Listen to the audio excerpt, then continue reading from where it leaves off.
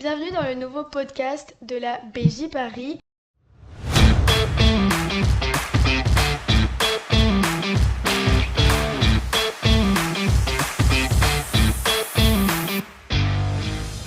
Où on parle du CISV en interviewant de nouveaux invités à chaque épisode.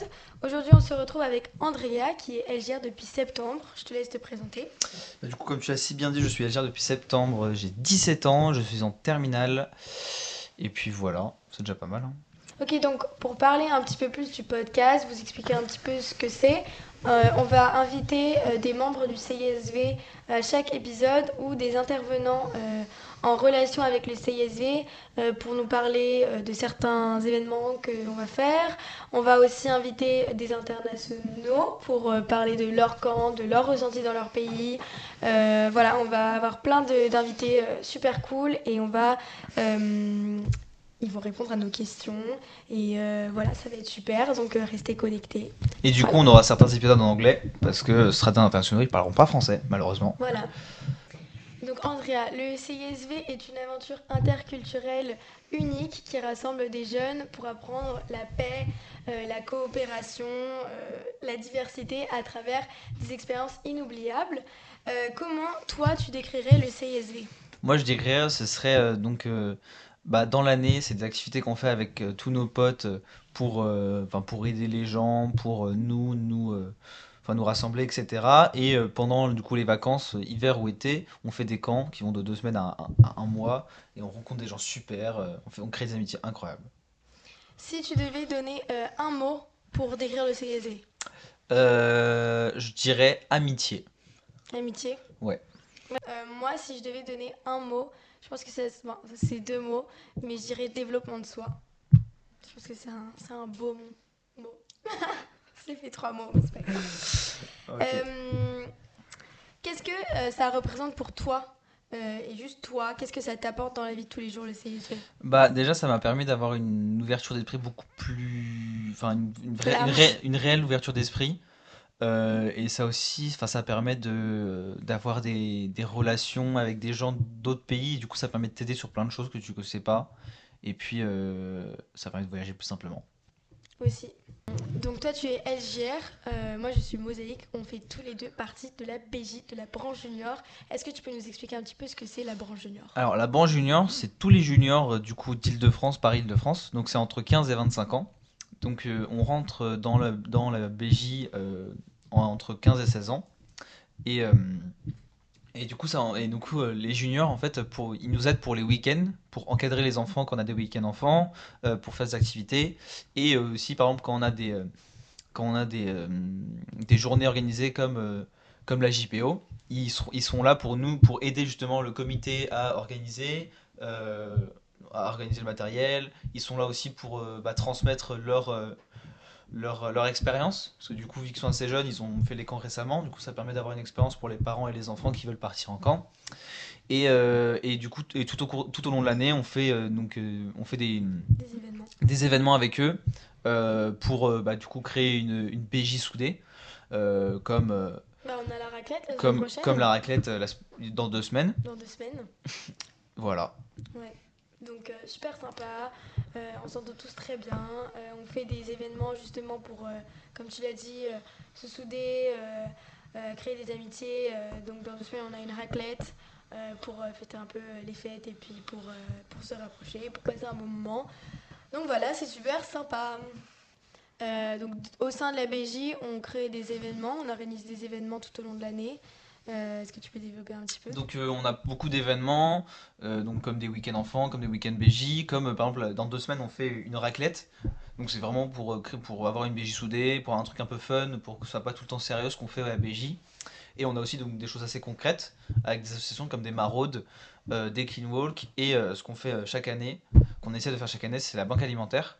Donc cette année on a fait dans un Monoprix dans le 15e, donc pendant toute une journée la semaine dernière, et du coup on était là de 8h30 à 19h si je me trompe pas, et on a récolté aux alentours de 210 cartons, donc ça a à peu près fait 5730 repas pour les gens dans le besoin, donc c'était super sympa. Ouais, voilà, donc on demande juste aux gens s'ils peuvent acheter des produits alimentaires ou hygiéniques. Et après, on fait des cartons toute la journée pour pouvoir les redonner.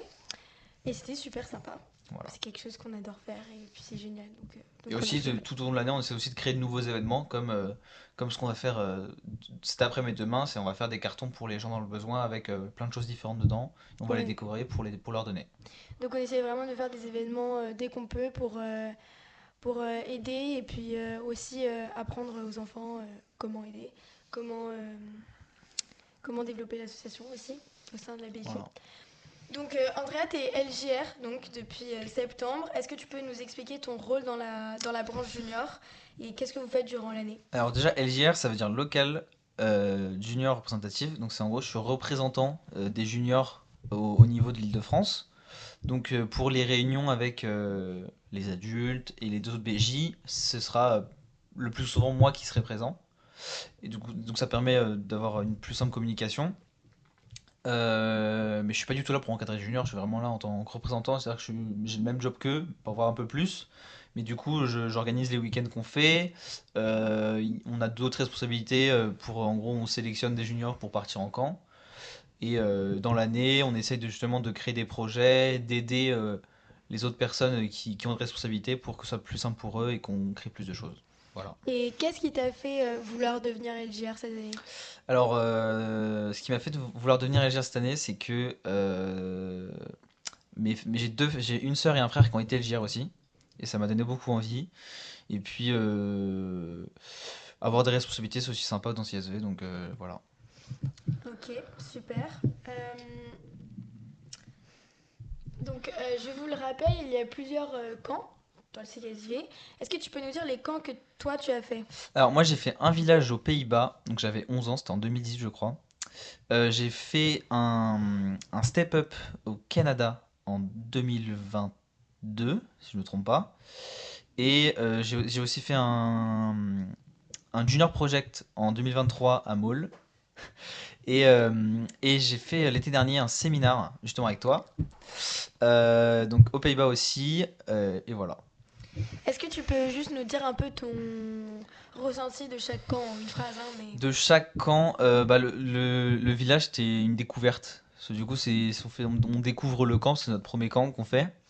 Et puis ça permet de créer des amitiés, mais qui en durant que pendant le camp parce on est assez petit. Puis le step up, c'est un step au-dessus, du coup.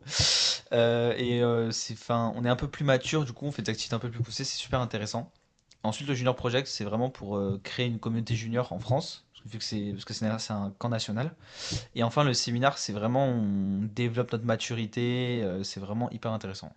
Et c'était quoi ton préféré? Alors, mon préféré, c'est le séminaire. Parce que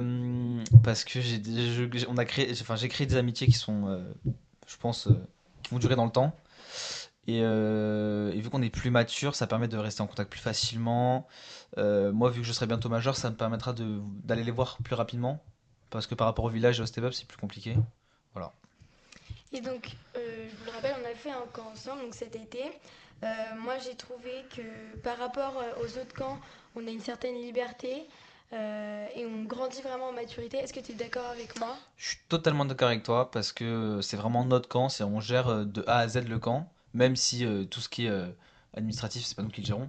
Vraiment, on fait tout, c'est-à-dire que si une journée on veut rien faire, on fait rien. C'est vraiment toute l'organisation, c'est nous qui la gérons. Donc ça permet vraiment de créer, d'avoir un groupe soudé et c'est génial. Ouais. Donc, pour vous le rappeler, le séminaire, c'est un camp un peu différent des autres parce que c'est pour les 16-17 ans. Et dès la première journée, on va établir toutes les règles du camp, à quelle heure on se réveille, à quelle heure on va se coucher, combien d'activités par jour. Et donc, ça nous permet vraiment de maturité, d'apprendre de responsabilité et ouais, aussi de créer un C'est groupe. ça. Et je trouve qu'on a pas mal On a réussi pas à mal faire réussi à ça. faire ça. Et puis tous les moments passés en 1v1 avec une personne, ça reste génial aussi, hein. Ouais. Qu'est-ce que c'est la particularité préférée de ce camp? Par exemple, moi, c'est le fait qu'on soit libre de faire nos propres règles. La particularité que je préfère, c'est le fait on soit beaucoup plus mature que sur n'importe quel autre camp. Et puis, comme tu l'as dit, bah, que ce soit notre camp en fait. Donc on fait ce qu'on veut, ouais, vraiment on fait ce qu'on veut. Ouais. Donc voilà, c'est à peu près tout. On vous remercie d'être venu sur ce podcast, d'avoir écouté cette discussion et on vous revoit très prochainement.